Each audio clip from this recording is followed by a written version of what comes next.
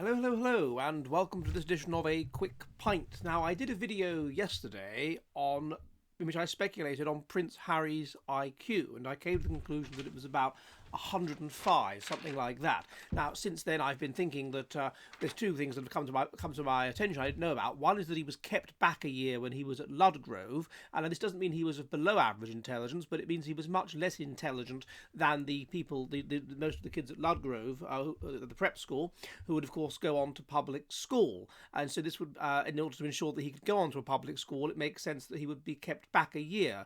Remember that there is a correlation of about 0.5 between how well you do educationally throughout your life and intelligence, and then a correlation of 0.7 between how well you do in your school exams and intelligence. So and how well you do in education is a good marker of intelligence. So this is consistent with a much lower IQ than would be generally the case for his social class, and there is a correlation between socioeconomic status and IQ of about something like 0.5. But what I want to move on to today is a response which many of you made, which is that, oh well, what's Captain Hewitt's IQ? Captain Hewitt is the real father, and so that explains why Harry has a relatively low IQ.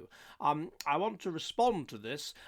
Conspiracy theories may sometimes be correct, but I don't think they are in this case. I think overwhelmingly the evidence is that Captain Hewitt is not Prince Harry's biological father, and I want to go through the evidence for this. So first of all, Hewitt has brown eyes, Prince Harry has blue eyes, Diana had blue eyes, and Charles had blue eyes. Now, of course, it's perfectly possible for two parents with blue eyes for a mother and a father with blue-brown to give birth to a blue-eyed child. That is possible. It's just less likely. That's the first difference, though. The eye colour is blue, consistent with two parents that have blue eyes, whereas, of course, this man Hewitt has brown eyes. Hewitt's hair colour is a bit different. Harry has, I suppose, what you'd call strawberry blonde to ginger kind of hair, which would be consistent with his mother being blonde, but there being this kind of gingerness in the family. And we know that his uncle, Earl Spencer, before he went grey, had ginger hair. So we shouldn't be shocked that he's ginger. There's gingerosity, as it were, on his mother's side. And as I understand it, it takes two ginger alleles, one from each parent, to create a ginger or a relatively ginger child.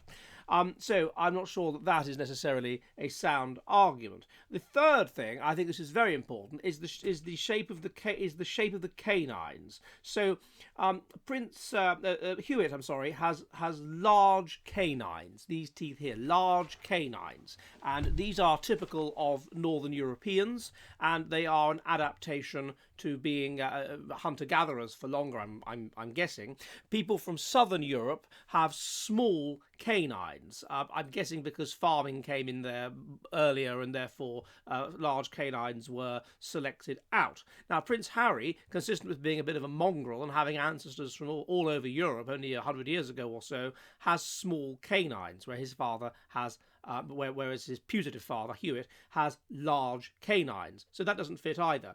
Then there's the shape of the hands. You will notice that Prince Charles has very unusual shaped hands. He has these small hands with little stubby sausage-like fingers. To a lesser extent, both William and Harry possess those kinds of hands, where Hewitt doesn't. So again, I don't think it fits there. And finally, the face shape is completely different.